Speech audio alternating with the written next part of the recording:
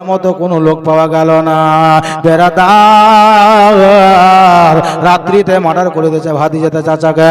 দেখা গেল সকালে বেলায় তার সুবহানাল্লাহ লাশটা যেন কোনো জায়গাতে পড়ে আছে। আর যখনই লাশটা দেখলো, তার বড় ছেলে ছিল, মেজে ছিল, সুবহানাল্লাহ ছোট ছেলে ছিল, এরা বাপের লাশ পড়ে থাকা দেখে মাথা গরম। আমার আব্বাকে মার্ডার করলো কে? আব্বাকে কতল করলো কে? আমার আব্বাকে কে মার্ডার করেছে রে? কেউ তো দেখেনি, কেউ তো বলতে পারে না। বেরাদার লাশটা বাড়িতে পড়ে আছে গো। বাপকে মার্ডার করেছে কে, এই জন্য তদন্ত শুরু হলো। কেউ তো বলতে পারে না, কেউ দেখেনি। শেষ পর্যন্ত যুক্তি করা হলো আমার আব্বার মার্ডারের আসামিকে। এটা যদি ধরতে হয় বা জানতে হয়, দুনিয়ার অন্য কেউ হয়তো বলতে পারবে না। তবে তিনি আমাদের যিনি পয়গম্বর, আমাদের যিনি নবী, যার নাম হলো মুসা পয়গম্বর, যেটাই দোয়া করে আল্লাহ তার দোয়াকে কবুল করে।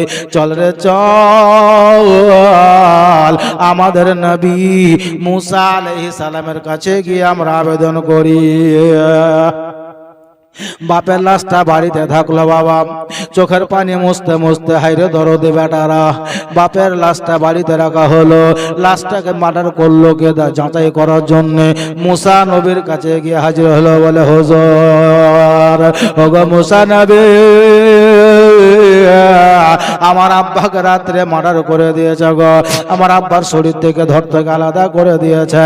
আমার আব্বার দুনিয়াতে বেঁচে নাই, তবে মার্ডার করেছে কে এটা তো বুঝতে পারা গেল না। হুজুর একটু দোয়া করেন, আর আপনার দোয়া ওসিলাতে অবশ্যই আমরা হয়তো মার্ডার আসামিটা ধরতে পেরে নেব।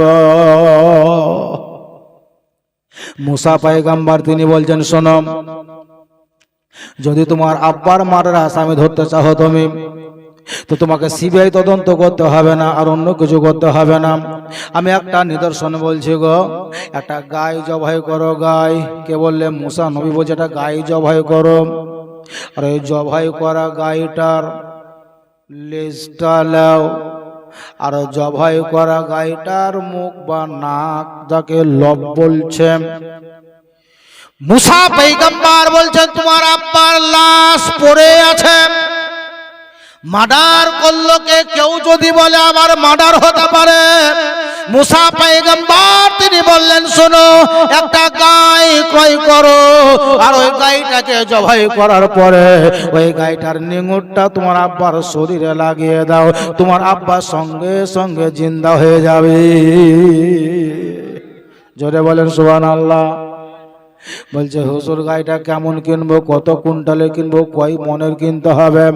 মুসা পয়গম্বর তিনি বলেন, শোনো, যে গাইটা তোমাকে ক্রয় করার জন্য বলছি, ওই গাইটা কেমন হবে তোমাকে বলে দিচ্ছি। গাইটা উঁচু হবে, কেমন দেখতে কেমন হবে, তার নিদর্শন, সংকেত, ইশারা হযরতে মুসা পয়গম্বর ওই মার্ডার হয়ে যাওয়া লোকটার বেটা দেখে বলল, বলে শোনো, এই রঙের গাই কিনতে হবে রে। সুবহানাল্লাহ।